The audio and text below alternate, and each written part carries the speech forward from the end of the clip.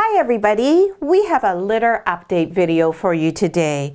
We are going to be giving you information about these just about 4-week-old mini Australian Labradoodle puppies. Hi, I'm Claire from Isle Labradoodles, and this is our litter from Dottie and Armani, and we are going to tell you a little bit about each of these puppies as they near the 4-week mark, and we're going to give you a little bit of information about diet for dogs as well while we go through all the puppies. So this litter, as I said, is almost 4 weeks old, so it's almost time for them to start eating solid food. So how do we decide to do that at 4 weeks? Well, the reason we tend to do this at the 4-week stage is, first of all, we need the puppies to be getting some teeth in to be able to eat with. They also need to be mature enough that they can stand fairly steadily at a pan, and that they can learn to understand you get the food out of the pan and how to lap. Lapping, of course, is something they do know how to do, but when they are first learning to eat, it takes a little bit for them to understand how to use their tongue, how to get the food out of their dish, and the fact that what is in the dish is food and something that they like. The other reason why we wait until the puppies are 4 weeks old is to allow their internal systems to be working properly. Their immune systems are very fragile when they're newborns, and we don't want to overload them with all sorts of strange things. And also, mama's milk is really the best thing for these little Labradoodle puppies initially. Now, as you probably know, all of our dogs are fed a 100% raw diet. So our mama dogs are always eating raw food while they're pregnant and while they're nursing their puppies. So these puppies have already, in essence, been exposed to raw food because the milk that their mama is giving them is from a raw food diet. So why do we pick raw? There's many reasons why we choose raw. But one of the underlying core principles of choosing to feed Labradoodles or any dog a raw diet is the fact that it is a more whole food. The dog is able to get more energy and value, which we call bioavailability, out of a raw food product than from a processed food product. So if you just think a little bit about the difference between eating at McDonald's and making a hamburger for yourself at home. It's both the same thing, a hamburger, but one is made in a highly processed warehouse type of manner in a very large chain restaurant, and it's made a different way from what you would make it at home and with different ingredients. You're more apt to have bought something that's probably a little bit higher quality in terms of the meat. You know where the meat came from and how you cooked it as well. So it's very similar with the difference between a processed food diet, which is your traditional kibble type of food, and a raw food diet. The raw food is a whole food. It has all of the organs, the bones, and the meat in it. And in some of them, there's also fruits and vegetables. So that's why we choose to feed our dogs a raw food diet. At least that's the main underlying principle to it. Now, if you'll look at this little sweetheart, this is Pink Collar Girl. We're going to show you each of the puppies in their birth order. And Pink Collar Girl is the first puppy born in this litter. And if you look at this coat, she's an ebony, a black Labradoodle, and her coat is just gleaming. Now, one of the reasons why her coat is also shiny and healthy is because of what she's been eating, which is just her mama's milk. And this little girl is a phantom, as you can see. Those tan points are there on her legs. They're not as obvious on the chits of her eyebrows, and then you can see them on the side of her face. If you look on our website, isledoodles.com, and you go to the Our Dogs section and you find Kahlua, she's a chocolate Labradoodle, and you will see that her points are also the same sort of silvery color as this little lady's are. Same as if you look at Holly. Holly also is a black Labradoodle phantom, and she also has the silvery color points, whereas on some of the puppies, as we'll see later, those points are much more coppery color. So phantom points, we call them tan points, but the tan does come in different hues. So this little girl, just like everybody else, this litter is I tell you, we should have called them the West Coast litter. They are so laid back. These are the most chill puppies that I've ever seen. 99 times out of 100, they're asleep. They're on their back and they're just like, oh, life's great. Yeah. They are not hyper or high strung at all. They are not all over the place. And even when they play, it's a very relaxed and calm sort of play so far. Maybe that's about all about to change. So little Miss Pink Collar Girl here, she is now at 1.56 kilograms. And you'll notice that the first 3 puppies are all very similar in their weight, which is different from the last 3 puppies. So maybe these 3 puppies were all in one uterine horn and the others were in the other uterine horn. Who knows? But it's kind of interesting that there is that sort of 50-50 split. So that's our little Pink Collar Girl. Next, we're going to be able to see what I'm talking about. Maybe I'll just keep pink for a minute here. Here you can see really clearly the difference in the phantom points. So this next girl, Red Collar Girl, is the chocolate phantom, and you'll see her points really are a tan color. And if you look on the legs, and over here on the side of the face, you can see although pinks are tan, they have more of a silvery color to them. And as time goes on, those will become more of a creamy silvery color.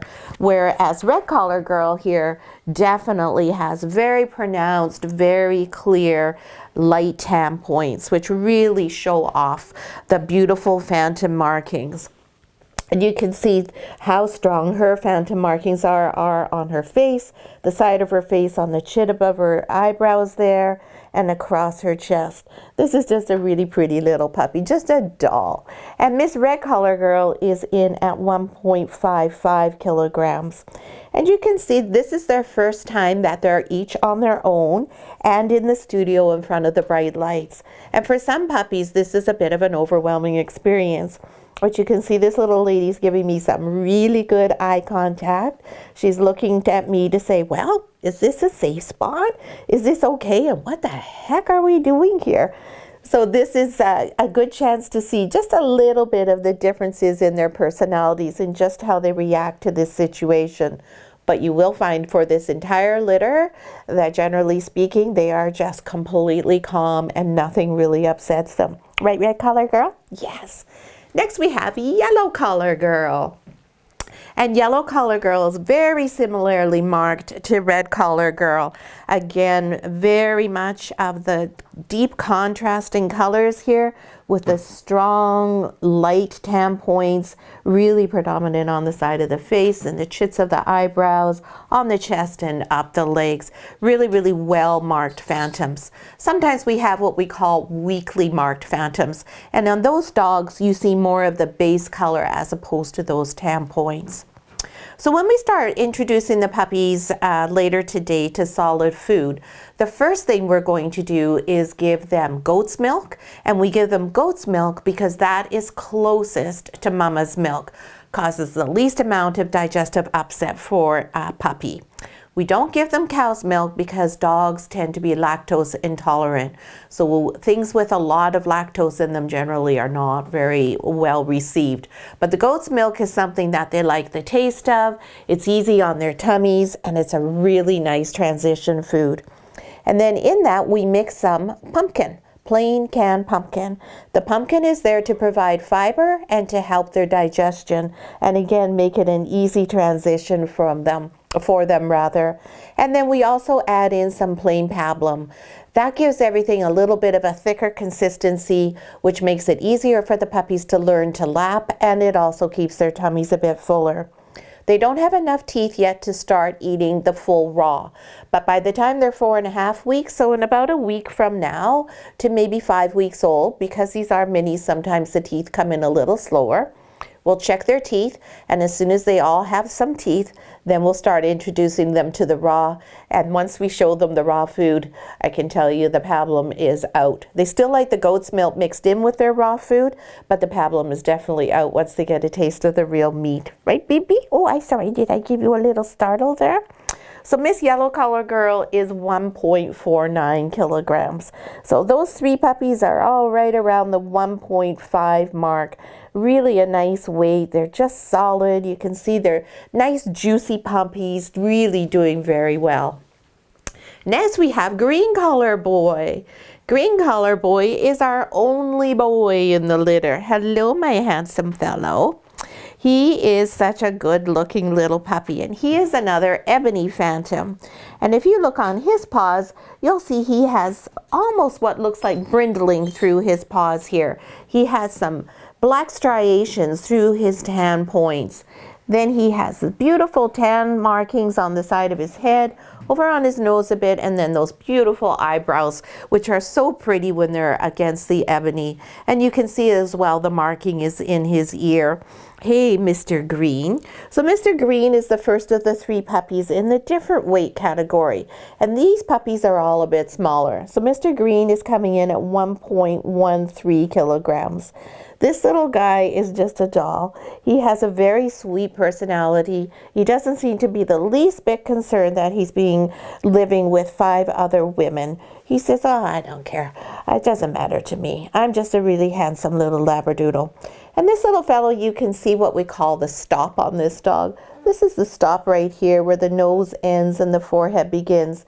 And a good strong stop in an Australian Labradoodle is something that's very much desired. That's what the breed standard calls for, and so that's what we look for as breeders when we're breeding our dogs. Same as this nice higher ear set and slightly smaller ears.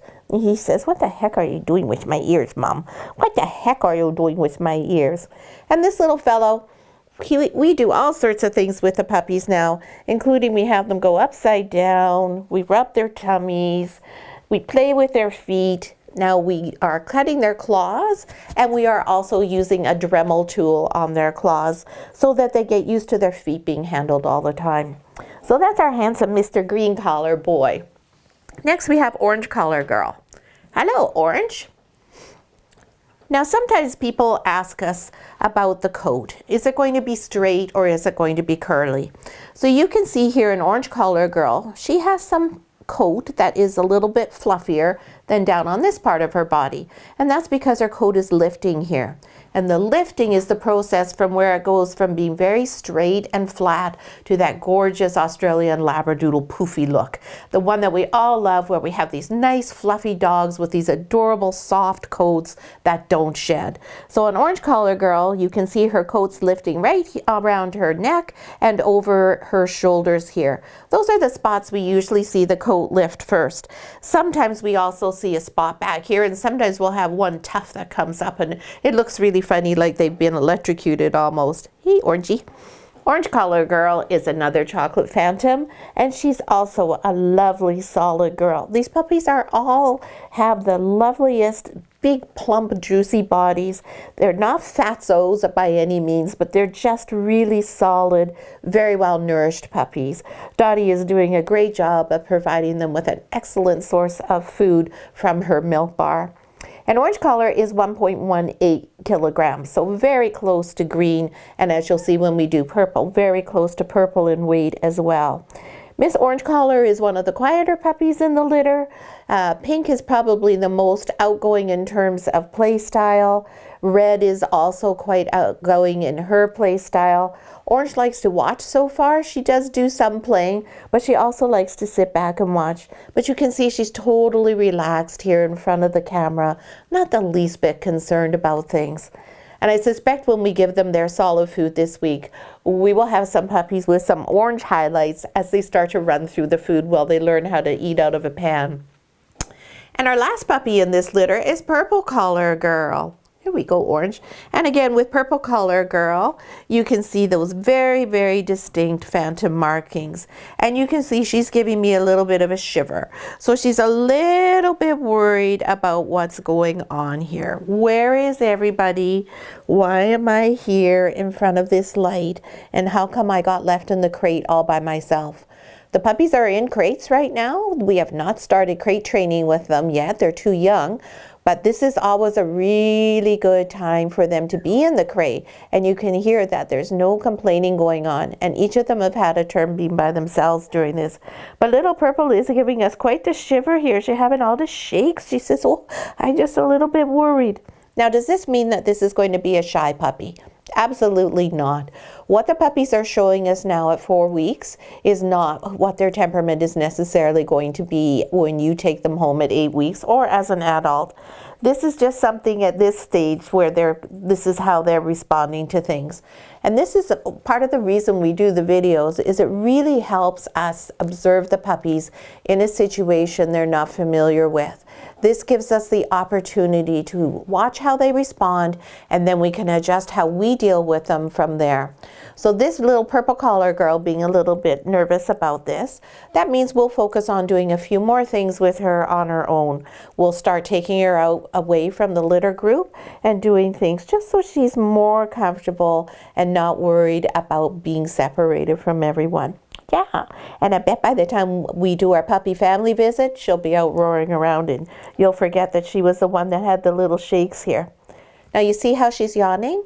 That's not because she's tired. She's yawning because she's stressed, as we can tell from her shivers, which are slowing down now. But dogs yawn when they're stressed. There's all sorts of ways your puppy is communicating to you, and it's really important that you understand what it is they're telling you, and that you don't confuse a yawn with them being sleepy when actually they're stressed. Purple collar girl is 1.16 kilograms. So she's right in there with that last group. So the biggest puppy in the litter is pink collar girl, the firstborn dog.